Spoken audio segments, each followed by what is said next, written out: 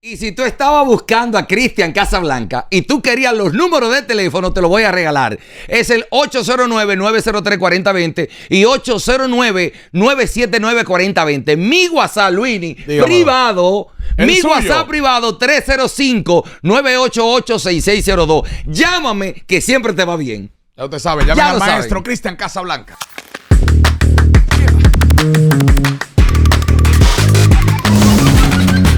Continuamos con más de Fogarate Radio, señores. 5:43 de la tarde. Entra a nuestro Instagram, @Fogarate Radio, @Fogarate Oficial.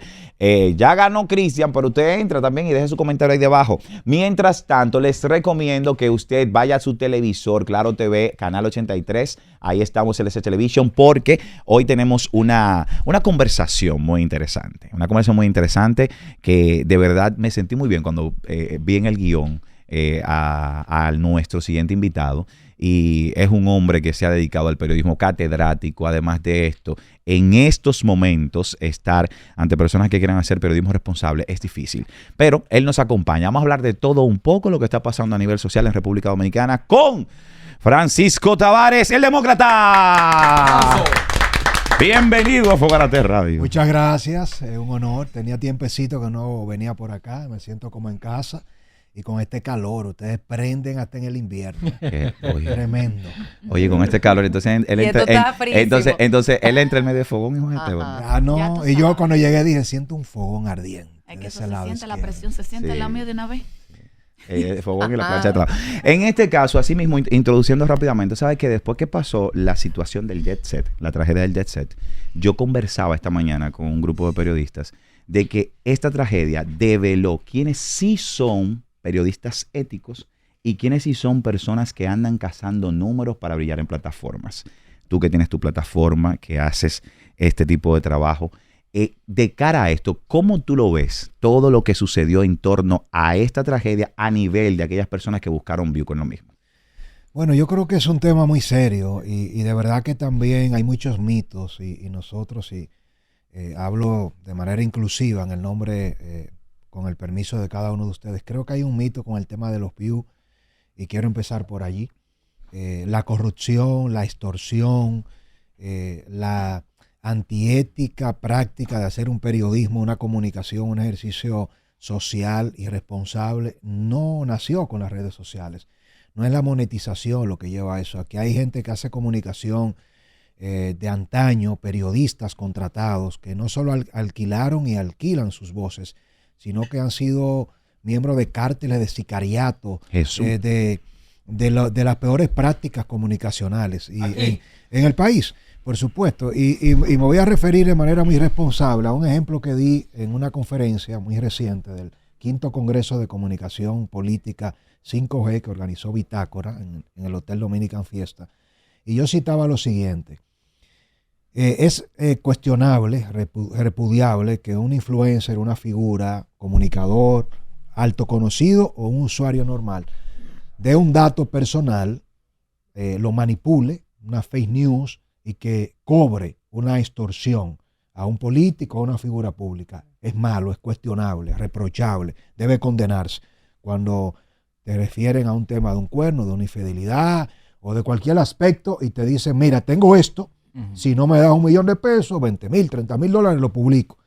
Ahora, no es peor cuando dueños de rotativas, de periódicos impresos, de canales de televisión con alcance nacional, le dedican 5, 10 primeras planas a un gobierno, a un presidente, a un ministro, y ellos están participando en la construcción de una circunvalación de 3,000 millones de pesos, de un proyecto multimillonario del gobierno, y te arman un expediente que movilizan a todo un país con manipulación, te mezclan la verdad y la mentira peor que el influencer que te hace el chantaje con la foto, y ponen a un gobierno y a un presidente de rodillas, y todo es para que le adjudiquen esa obra. Y eso no es que ha pasado una vez, es que el gran negocio de los grupos de comunicación, no de todos, pero de muchos periodistas de renombre incluso, que se dedican y se han construido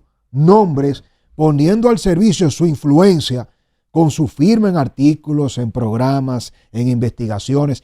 en todo lo que usted quiera. Y detrás de eso, señores, se mueven no 10,000 ni 20,000 dólares, miles de millones de pesos. Entonces yo te digo a ti, la corrupción, la extorsión, la falta de la ética, ahora no se la vamos a indilgar a quien está detrás de 1,000, 2,000, 10,000 dólares monetizando, porque el que hace este tipo de trabajo sabe que en una plataforma digital como la que ustedes tienen, hay que movilizar a todos estos talentos detrás de cámara, camarógrafos, editores, diseñadores, a la plataforma como YouTube. Tú tienes que hacerle todo, todo, ¿eh? Ellos no hacen nada. Y si tú no haces el contenido que el algoritmo te dice que haga, no te recomienda, no tienes alcance. Después que tú lo haces todo, que tú te ganas $1,000 por cada millón de views o el número que tú quieras poner, depende del público que te vea, porque no te paga igual que te ve el público dominicano por un poder adquisitivo a que te vea maestro en Estados Unidos, en Europa. Entonces, YouTube se queda con el 55%, el gobierno americano con un 30%, y no han vendido la idea que la degradación de la sociedad y de los medios de comunicación es por las plataformas digitales y todo por buscar views. El peor negocio es el que está atrapando chele, como nosotros, en la comunicación emergente para esperar que te hagan un depósito mensual, versus los dueños del gran negocio, que es el presupuesto nacional, al que le están adjudicando las grandes obras por la presión de sus medios. Entonces, te cito todo esto porque Yeset derrumba el techo de una sociedad de doble moral. Y vamos a empezar también poniendo y llamando las cosas como son. Se puede mezclar quien tenga enfrentamiento con Antonio Espaillá. Podemos visualizar quizás, vamos a decir algo que no es tremendista, se puede derrumbar un emporio de Antonio Espaillá con emisoras influyentes y eso puede abrir el espacio para que grupos de comunicaciones emergentes se posicionen. En medio de la tragedia hay un daño colateral y puede ser que alguien decida que es la oportunidad de cuestionar y desplazar a Antonio Espaillá, pero no es que quien le esté pidiendo la cabeza de Antonio Espaillá y que Antonio Espaillá vaya preso, si se beneficia colateralmente, no está haciendo nada que no sea lo que esté exigiendo un pueblo. Antonio Espaillá no debió hablar en un programa, en una entrevista grabada. Todo lo que él dijo debió estar primero registrado en un interrogatorio y él debió estar preso. 234 muertos, 189 heridos y un señor que está libre porque la justicia es de cuello blanco. Porque si el dueño de esa discoteca hubiese sido un hijo de machepa, óigame, estuviera fulminado. Moral pública, la justicia en República Dominicana protege al que tiene poder. Y esa impunidad es, desde mi punto de vista, oiga bien lo que le digo, el caso de Yeset es el último empujón hacia el abismo. La sociedad dominicana está en el hartazgo. Nos han saqueado, nos han mentido, nos han vilipendiado, nos utilizan de preservativo, con todo. Y al final, lo que acaba de pasar no demuestra que aquí la justicia no es justicia para todos. Que la vida humana es lo que menos vale. No importa lo que pase, es quién lo provoca y a quién beneficia el crimen. Una pregunta, ¿usted cree que no han sido justo la justicia con, como con lo de Antonio Espaillá? De la forma que se han manejado. Eso es lo que él está diciendo. Lo que te digo es más grave todavía, es que ni siquiera, lamentablemente, ni siquiera ha accionado la justicia. Yo que confío en Jenny Berenice, le he dicho a la magistrada Jenny, que es seria, honesta y capaz, le digo, esto no es un caso para Rosalba Ramos, la fiscal del distrito. Esto no es un caso de un asesinato ni de una muerte involuntaria, señores. Es el episodio más grave en toda la historia de la República Dominicana. No sucedió un terremoto, un tsunami. No hay nada que pueda explicar cómo una sociedad completa está traumada. Si usted quiere comparar esto, usted suma a San Zenón, al ciclón David, todos los desastres naturales desde la fundación de la República no se equiparan a este hecho porque pasó. Ni la tragedia del Río Blanco. No, porque toda esa tragedia del Río Blanco es el fenómeno de la naturaleza que se expresó como pasa, pero esta es la tragedia de un propietario irresponsable que no se beneficia del crimen. Por eso Antonio Espaillá no va a recibir 30 años. Ahora, lo peor de todo, ¿ustedes saben qué es? ¿Qué? Que Antonio Espaillá se ha manejado de la peor manera. Totalmente. De la peor manera. Desde el primer día. Desde el primer día. Y en su entrevista, él se acaba de hundir porque la condena social es de por vida para Antonio Espaillá. Yo no sé si uno de sus asesores le ha dicho, ¿por qué usted no ha visitado a un herido? ¿Por qué tú no te has reunido con los huérfanos? ¿Por qué no fuiste y hablaste de Yeset? Que me recomendaron que yo corría peligro. Pero un ser humano empático, lo mínimo que hubiese querido, implorado, y esto es fuerte, pero hay que decirlo, era decirle al Señor, lo que no te perdono, Señor, es que yo no estuviera ahí y me hubiese muerto. Porque discúlpeme, óigame, un país completo y 400 familias destruidas. Sí, pero donde está el problema, demócrata, donde yo ataco mucho, no vamos a quitar parte de la culpa a los propietarios del YC.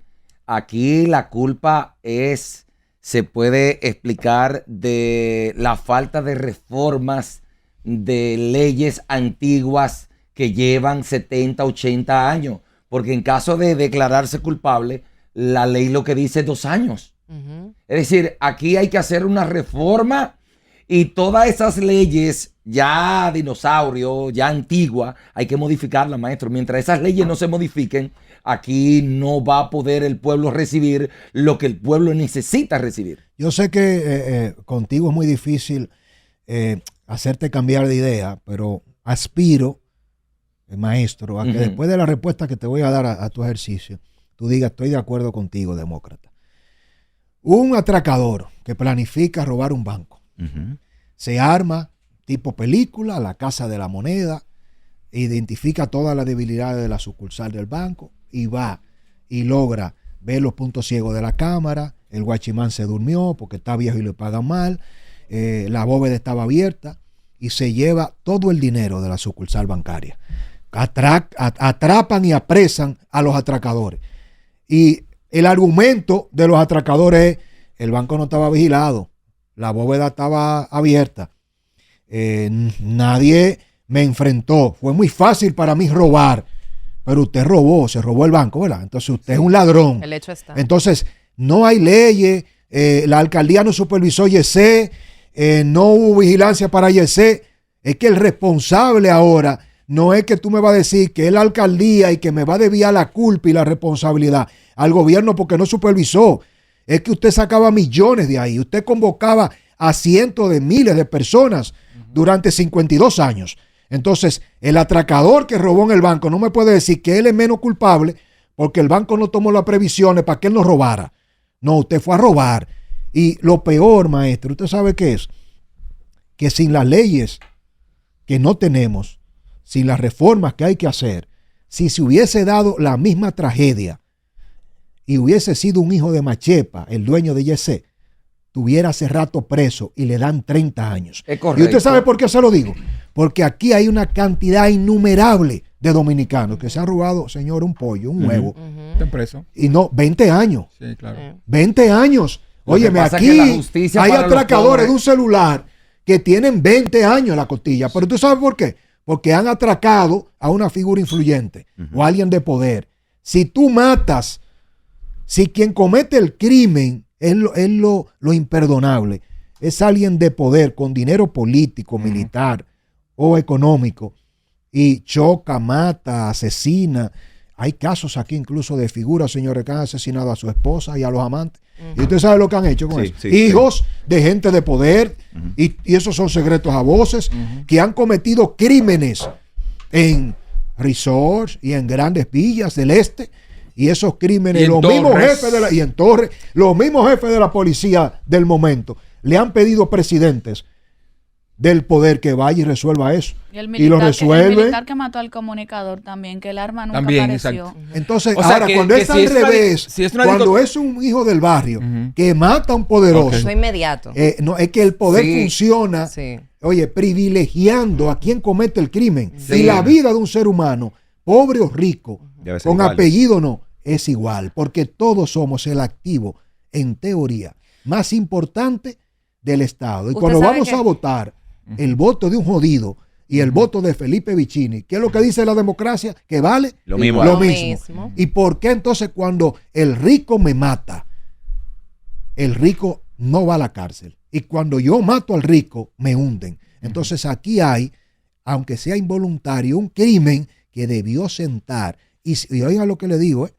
si Antonio Espaillat, y esto lo voy a revelar por primera vez públicamente, aunque suene difícil, si yo fuera Antonio Espaillat, yo hubiese sido lo suficientemente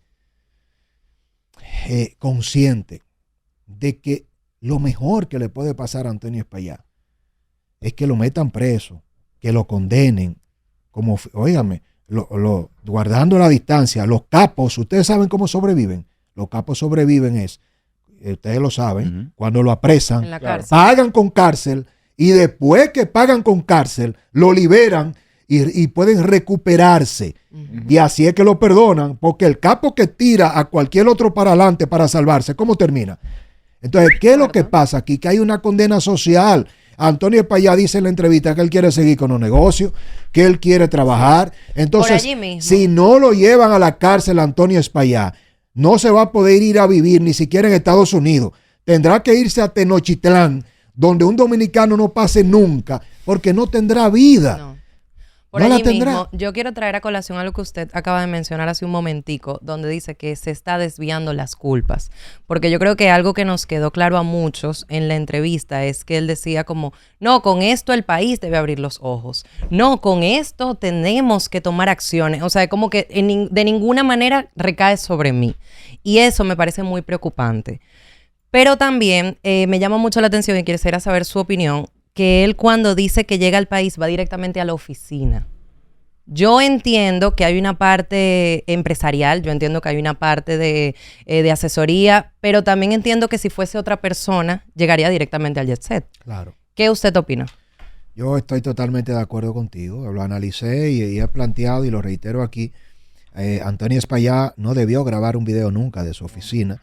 Él debió pedirle al Estado que estaba en jet set, a los cuerpos militares, a todos los ministros. Ahí estaba Faride, ministra de Interior, estaba el ministro de Obras Públicas, llorando a su hijo, Eduardo Estrella, Aguaro Estrella, estaban el gobierno completo. Entonces la lógica de que a mí me recomendaron que no fuera YC, eso no tiene sentido. Yo creo que Óyeme, si aparecía en el YC, él no iba a durar 5 minutos vivo. No, pero en ese momento, yo te garantizo, con seguridad, 5 minutos vivo no iba a durar. Yo te garantizo con seguridad. Ahí había policía. Con seguridad no va a parar un pueblo enojado. Óyeme, maestro, yo te garantizo a ti que si hubiese sido primero dos cosas, la número uno, si Antonio Espaillat hubiese tenido el coraje moral de la culpa que te impulsa, cuando tú te enteras y la humildad, que mesa a mesa, los amigos que convivieron contigo, porque lo peor de esto es que todos sabemos que de verdad Antonio Espaillat conocía a casi el 80% de todo el que iba todos los lunes, a Martín Polanco, al general, a Octavio Dotel, a Ruby, a esa discoteca entera. Eran como su familia y sus amigos que él de manera indirecta le provocó la muerte y todos confiaron en él. Eso a un ser humano empático, humano, lo lleva a que en ese momento su vida era lo que menos valía.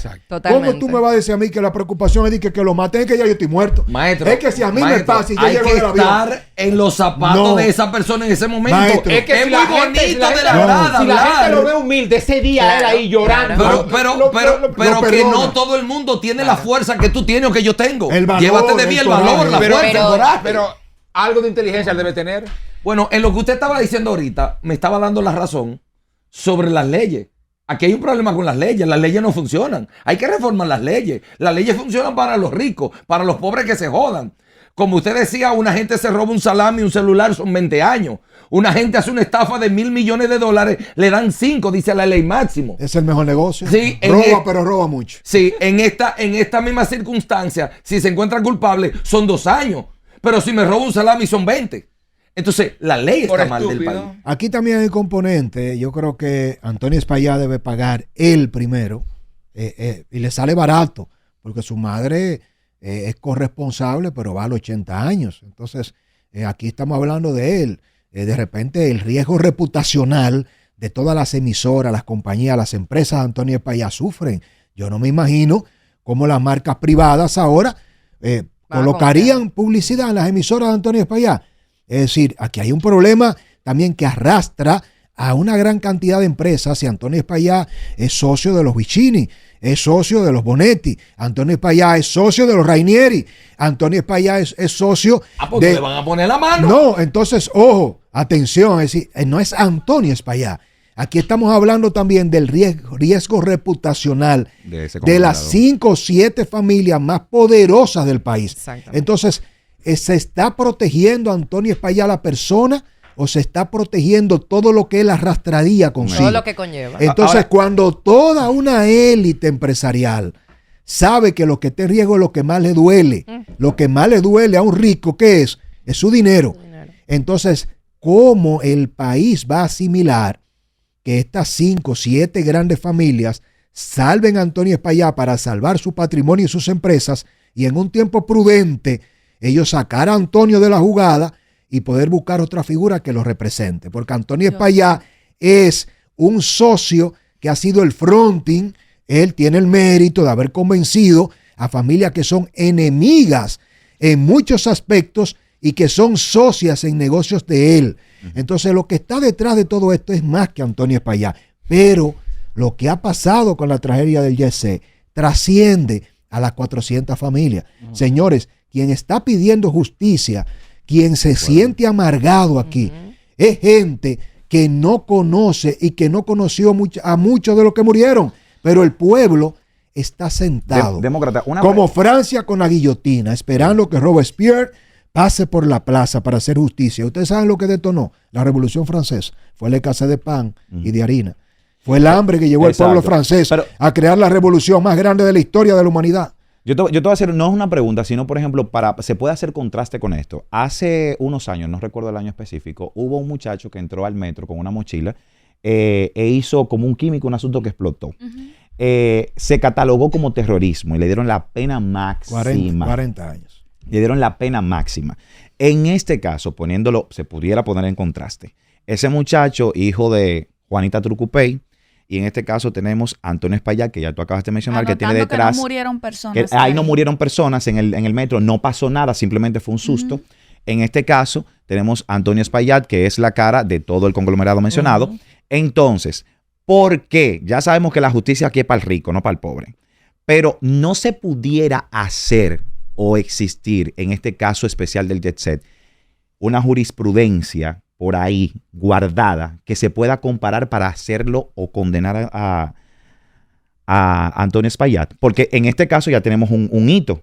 ¿Pudiera esta jurisprudencia pasar a poder condenar esta? No, porque la tipificación penal no es igual. Evidentemente, lo que pasó con el atentado es que se configuró como un tipo de delito que estaba penado con la intención, con la tentativa. Penalmente, la tentativa inidónea define que si tú planificas matarnos a todos nosotros y de repente tú pones un explosivo, pero el explosivo falla, entonces tú llevaste a cabo todos los pasos para matar a todos. Claro. La tentativa vale y se juzga y se condena igual que el hecho mismo. Si no cuando falló, no nos mató a todos porque hubo un problema técnico.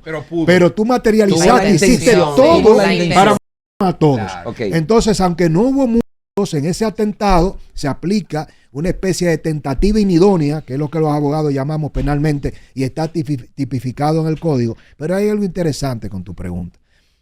Y tiene que ver con la responsabilidad de los diputados y de los flamantes senadores de República Dominicana, que por más de 20, 30 años han tenido secuestrado, archivado en cada una de las gestiones de todos los gobiernos y los partidos, incluyendo a este del PRM, una modificación de un código penal que con la, discúlpenme, jodida excusa de las 3 causales del aborto, no han modificado y actualizado la normativa que permite condenar a el sicariato, al crimen organizado, al hurto, al robo descarado, administrativo en la función pública. Señores, ustedes saben que aquí tenemos un problema grave.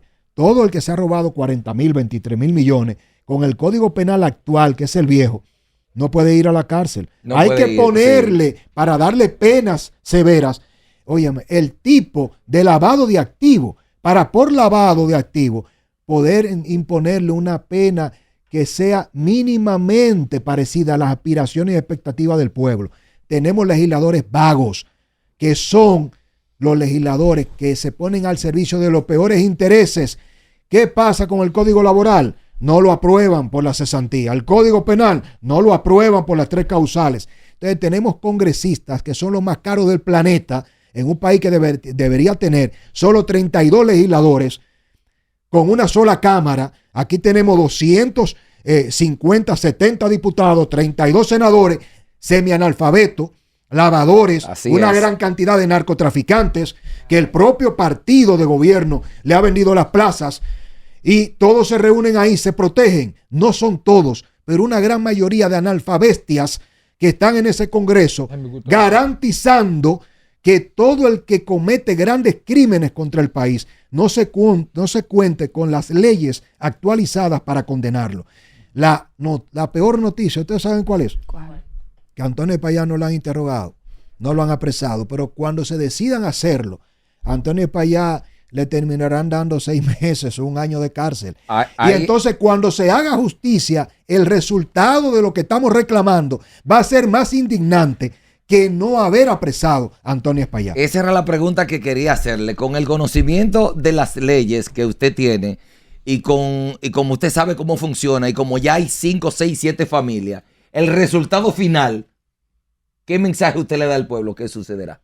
2, 3, 4 meses. Antonio Espaillá difícilmente se ha condenado con cárcel penalmente. Okay. Al final, Antonio Espaillá, para que tengan una idea, va a enfrentar procesos civiles de las familias que lo demanden, y la proyección, ustedes saben cuál es, agárrense bien. ¿Cuál es? Que por cada muerto de los 234 que logre 4 años después de pelea, van a terminar gastando más en abogados que la condena civil que le darán a Antonio Espaillá. Antonio Espaillá, lo mucho, para cada familia fallecida en Yesé, terminaría pagando, en el mejor de los escenarios, menos de 600,000 pesos a 1 millón.